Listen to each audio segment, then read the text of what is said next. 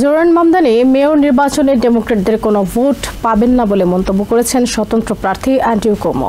রবিবার সন্ধ্যায় শারদীয় দুর্গাপূজার মণ্ডপ পরিদর্শনে গিয়ে নিউ ইয়র্কের সাবেক গভর্নর একথা বলেন।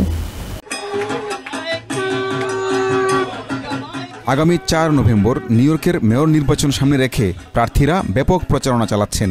দুর্গাপূজায় একটি মণ্ডপ পরিদর্শনে গিয়ে মেয়র প্রার্থী ও সাবেক গভর্নর অ্যান্ড্রু কুমো আগামী নির্বাচনে জয়ের ব্যাপারে দৃঢ় আশাবাদ ব্যক্ত করেন।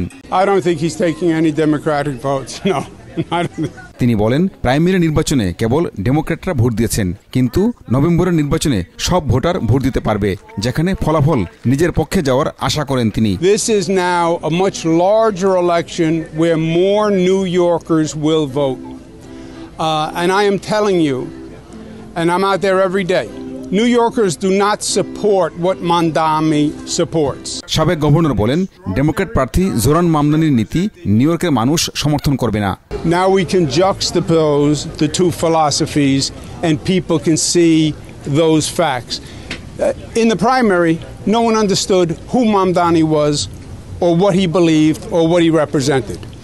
When they do, they will reject who he is. কুমো আশা করেন বর্তমান মেয়র এরিক অ্যাডামস নির্বাচন থেকে সরে দাঁড়ানোর কারণে ৪ নভেম্বরের নির্বাচনে জয় পাওয়া তার জন্য সহজ হবে। আগামী ৪ নভেম্বর নিউ ইয়র্কের মেয়র ইলেকশনকে ঘিরে প্রধান দুই প্রার্থী জোরান মামদানি ও সাবেক গভর্নর অ্যান্ড্রু কুমো ব্যাপক প্রচারণা চালাচ্ছেন।